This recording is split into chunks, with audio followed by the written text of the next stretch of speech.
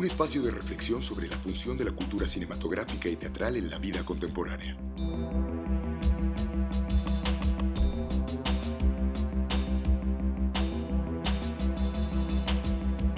Voces, Cátedra, Ingmar Bergman. I grew up in a strange way in hotels. I was born in a hotel and lived in various places, moving around a lot in Chicago and Key West, Florida, and Miami and La Habana, Cuba, and New Orleans and Jackson, Mississippi, and New York. So I was always listening to stories that people were telling, meeting new people all the time, and listening to the way they spoke, in different languages and, different dialects and like that. So it was really a great university for an incipient writer, I didn't know it necessarily at the time, but that's what was happening. So I just started doing it and writing stories, sometimes based on what people said to me or my own imagination, fantasies of what their lives might be like.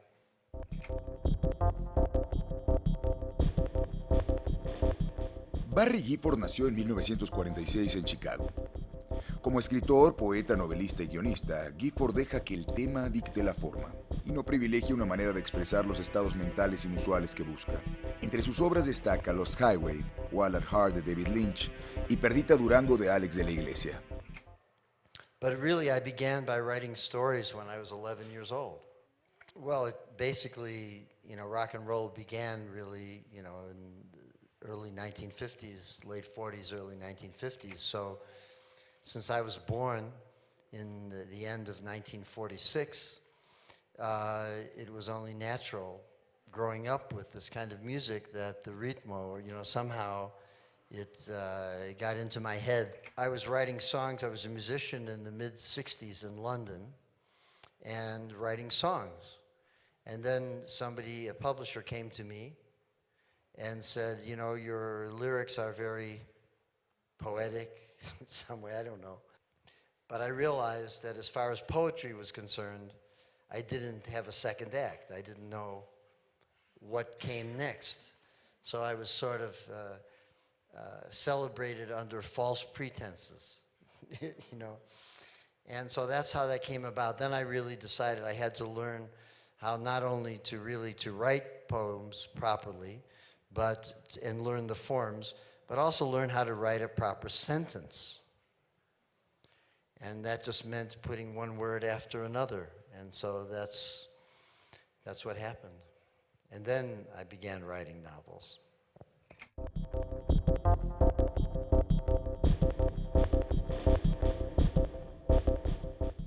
At the end of this, when I won this poetry prize, and I looked at the book, I realized I didn't know anything about writing in a really formal way. And so I left London and wound up back in San Francisco and then up in the countryside, 200 miles north, working in the woods and trying to learn how to write all over again. Just like, you have to do that time. You have to do that work. It's just like writing screenplays. It's a totally different language.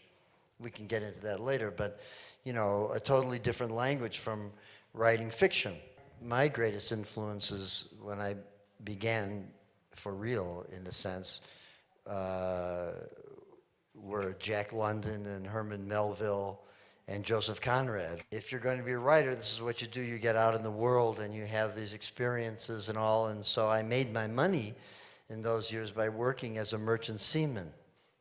I was a marinero, and I would save money and come back to London or Paris and do the music. Then I began understanding what writers like Jack Kerouac and Allen Ginsberg meant. I was friends with Allen for 31 years. But they were great inspirations. That doesn't mean that you imitate them as writers or even in their lifestyle. But really, they wanted to break the mold. They wanted to break through and do something new and create a new kind of poetry and fiction, which they did. And not everybody was very happy about it. I mean, they weren't very popular with the critics. I think to these people, certain writers of my generation owe a great deal in terms of breaking the glass in that way. Films have been made of Finnegan's Wake and Ulysses, films, of the Saragossa manuscript, of all kinds of works of literature that were thought impossible to make into films, right? Everything you wanted to know about sex, this kind of Woody Allen can do. Right. So you can make a movie out of anything. They are different languages. You don't write a screenplay the way you write a novel. You're not necessarily going to have interior monologue. You're not going to explain things that you can show. That's the great thing about movies. You all know this. You can just have a gesture. Somebody makes a gesture or has an expression or just some kind of thing happens. A dead bird falls out of the sky, whatever it is. And maybe that took up several pages in the novel, right? Or it can work another way. I'll tell you a little story. When Francis Coppola asked me to write the screenplay he was going to direct the film of Jack Kerouac's On the Road. We were discussing how to do this, and without going into the whole discussion of what happened with that thing, I did write the screenplay, but I was talking about doing a certain kind of thing, and I said to Francis, I said, well, we could do this with a helicopter. There could be a shot like this. And Francis said, you know how much a helicopter costs? You know how much it's going to cost to do a scene like this and everything? He says, listen, and Francis, of course, was a screenwriter before he was a director. So, and he knows about writing for a film, perhaps better than almost anyone. And he said, you know what the 3 most dangerous words are to a director and a producer that the screenwriter can write? I said, no, what? He said, the cavalry charges. To the screenwriter, it's only 3 little words at the bottom of the page. The cavalry charges, and then he turns the page. But the director and the producer see this, and they think, $3 million. Horses, costumes, dust, this and that, all of this kind of thing. But to the writer, he writes the cavalry charges. Oh, yeah, they'll figure out a way to do that.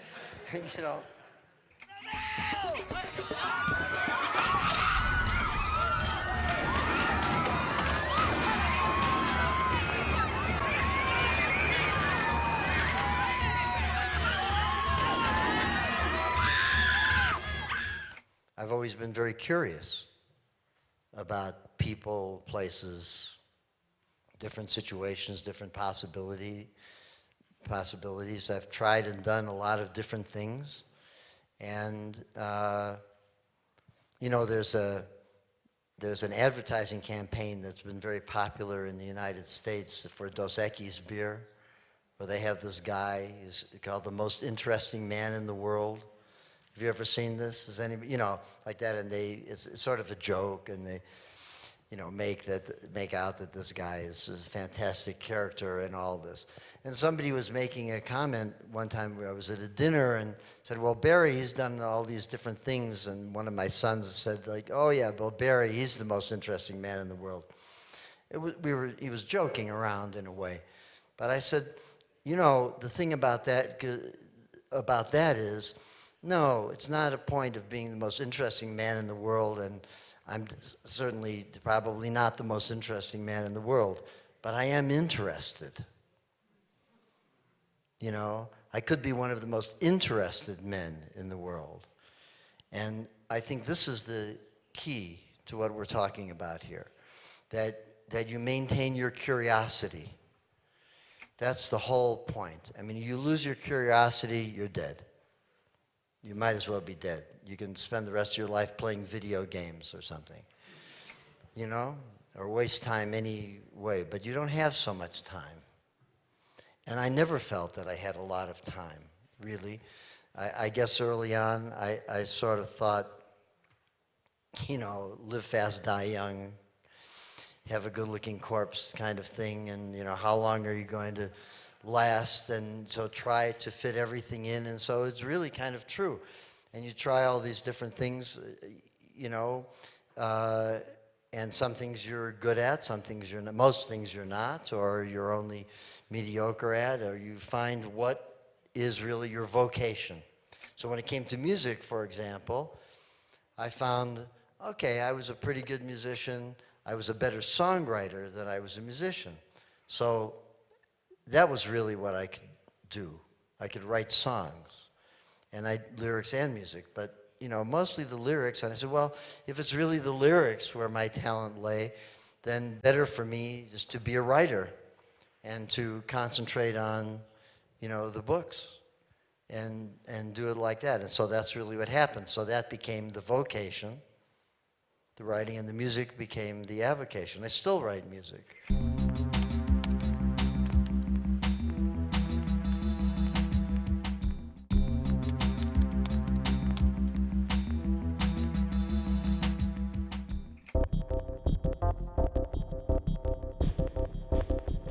Barry Gifford estudió en la Universidad de Missouri y nunca se graduó. Cuando le preguntan por el origen de su instinto creativo, el escritor y guionista conduce hacia sus heridas ocultas. Sus historias y personajes van de un registro beat hasta uno noir, las road movies y lo autobiográfico. Siempre observador, escribe lo que su imaginación luego culmina. Don Quixote was the first road novel, so it began with Cervantes, as far as I know. And then you had examples with Henry Fielding, with Tom Jones and Joseph Andrews, and continued through many others, and then, of course, Kerouac with On the Road, with the most obvious kind of thing. And so it's a great device. It's really the picaresque form. And, you know, it's a great device to get people into different situations and bringing in new characters, meeting new people, having events befall them. You know, you're driving down the road, anything can happen. Somebody knocks into you, you know, you get a flat tire, it begins to rain, you don't have any windshield wipers. I mean, I'm just, you know, inventing this stuff. So it's a very old and noble and accepted form. One thing about movies is it does all the work for you. You just sit back and, you know, and the one thing I will say about Lynch and I shared the same view of what movies are. You enter a dream. You come in and you must surrender to the images and the sound. And if it's a bad dream, you can get up and walk out. I'm sure many people did in Lost Highway. But that's okay. You know, maybe they came back to it later, maybe not. But that's the point, that you're really entering into this dream state. So now when I see people watching movies on cell phones, I say, fuck this.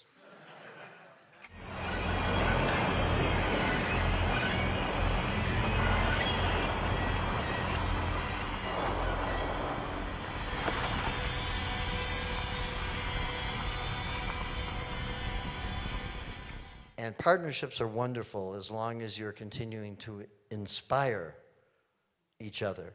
And for me, as the writer working with a real visionary director, like David, was that it gave me the greatest freedom writing, because when I'm writing directly for the screen, because I know I was going to get more bang for my buck. You know, he was going to take it to another level, a visual level, and he had the power and the vision and the ability to do that. This is the greatest possible privilege you can have as a screenwriter, to if you're not the director yourself, you know, that this is going to happen. And that's when these kinds of partnerships work, and they work for a while. Well, I think that's why we went on to work together and do Lost Highway and for HBO Hotel Room, and we had a couple of other projects that didn't make it to the screen. And I mean, even with Wild at Heart, I was the creative consultant. I didn't have time to write the screenplay. He asked me to, but I was writing Perdita Durango at the time. Okay. And he wanted to make Perdita Durango, too. But anyway, those are the vagaries of the film business. Well, what happened, David had optioned a book of mine, Night People. And he had Night People for over a year. And he was trying to figure out how to make it and how to approach it, really. And I said, well, you know, I said, we're a couple of pretty creative people. Why don't we come up with something original and not base it on one of my novels? And he said, well, but I really like, you know, I love the title Lost Highway, which of course had been used by Hank Williams and others before me in that way. But he said, I really like that line where the one woman says to the other, we're just a couple Apaches riding wild on the Lost Highway. I said, okay. And he says, and I love this other line near the end. He says, you know, you and me, mister, we can really out-ugly them some bitches, can't we? So I said, well, I own those sentences. You know, we can incorporate those, you know, in some form and into whatever it is that we come up with. And so that's how Lost Highway really began. Now you can hand it back.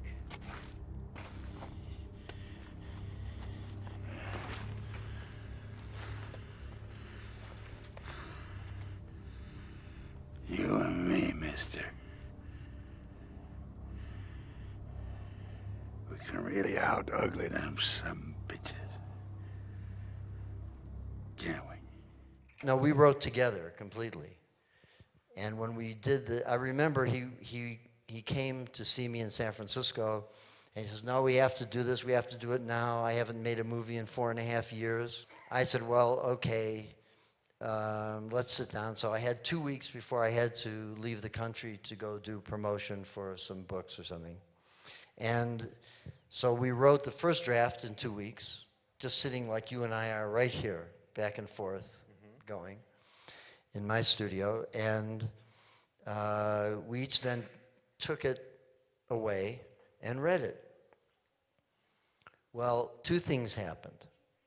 We had created a premise whereby, and I assume some of you have seen this film, Lost Highway, but we had created a premise where a person wakes up, basically based on the idea, someone wakes up one day and there's somebody else, just that. And then we developed that. Okay. So I'm on the airplane and I'm going to Barcelona. I happened to be sitting next to a woman. Her name was Manuela Kogan, I remember this. And she was at Stanford University and she was a psychiatrist. And she didn't pay much attention to movies or books. She really didn't go to the movies. She didn't read contemporary novels, you know, any of this kind of thing. So I started talking. She said, what do you do? I said, well, right now, I'm a writer, and right now I'm doing this. But I said, but I gave her this premise. You know, just that's all. I just said this to her. And she said, oh, you mean a psychogenic fugue? So she explained to me, clinically, what a psychogenic fugue was. It's in their head. It's all in their head. This is how you take a fugue state is a flight. You know, you run, you leave, like that. But if you're imprisoned, you can't do that in some way. But it all happens internally, right? So I remember I got to the airport, I got to the payphone, and I called Lynch in Hollywood. And I said, we got something here. There's a basis in fact. And he said, you know, I'm talking to somebody else about this unit publicist, and she knew something about this, so then we knew we had something. But we each said to each other, what do you think of the script? Because he knew I had written it, read it on the plane, and he had read it in my absence, and we both hated it. One of the problems with it was too funny. I mean, we had a lot of great gags and sight gags, visual stuff. It could have been made by Buster Keaton. No, I mean that seriously. Buster Keaton was one of the great filmmakers ever. And so then when I got back, we got together again and we rewrote and, you know, went from there. And we realized we had to be deadly serious. There had to be great gravity in this. If we were going to pull this off, something that was absurd in a way on the face of it, even though it had a basis in fact, scientific fact, we had to be straight throughout and not be funny. But it was still funny. To me, I always described it as a comedy. I was there every day, of the filming, virtually every day. And so, I was following it as it was going along, and so we knew what it was. There was never a problem in that way. It was exactly as we had anticipated. And everything in that film was written. If you see a dark hallway, and as you get to, the hallway is already dark, and as you go down the hallway, it gets even darker. That's there. We knew what we wanted to show and why.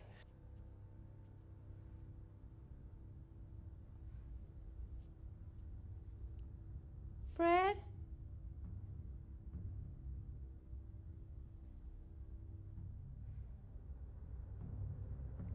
Fred, where are you?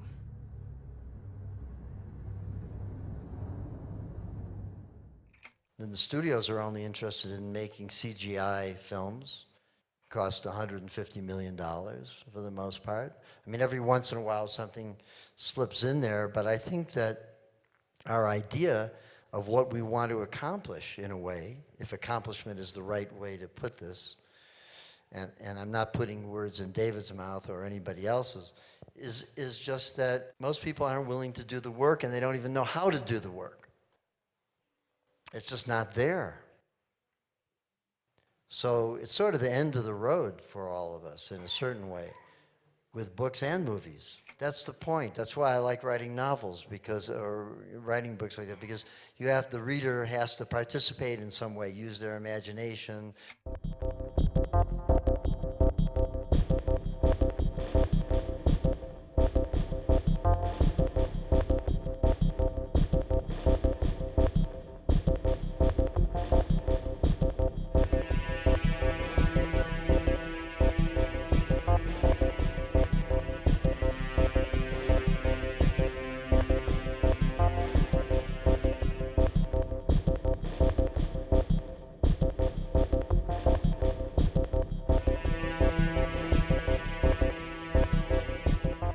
Well, any border situation is always very interesting because for a certain distance on either side of the border, it creates a kind of an island, a country unto itself, a different kind of country, not the country below the border, not the country above the border.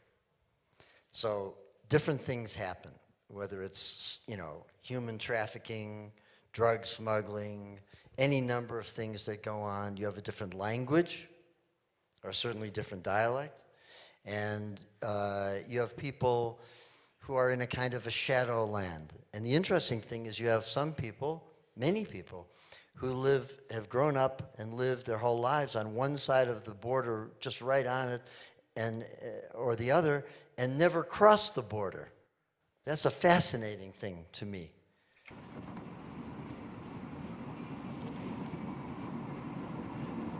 My first impression is really to say that there is a real similarity all along the border. I always felt the same way, as I said, in these kinds of border towns. But, the climate changes here and there. If you're in a place like Laredo, Nuevo Laredo, which is probably my favorite place on the border, it's more tropical, It's a different sort of atmosphere than the small towns, of course, across the border. But really, it's just that whole strip, I would say, has its own identity entirely. The bulk of Mexico is very different than the border, and certainly the United States. And I know many people who would never come to the border, who never want to be down here, especially after reading my books. I've been crossing borders my whole life, So as far as the United States and Mexico is concerned, yeah, that's one of the most fascinating borderlands in the world, but it can be anywhere. It can be in Africa, it can be in Asia, it doesn't really matter. So what goes on the border that's a whole different category of events. So I've always been fascinated by that. Yeah.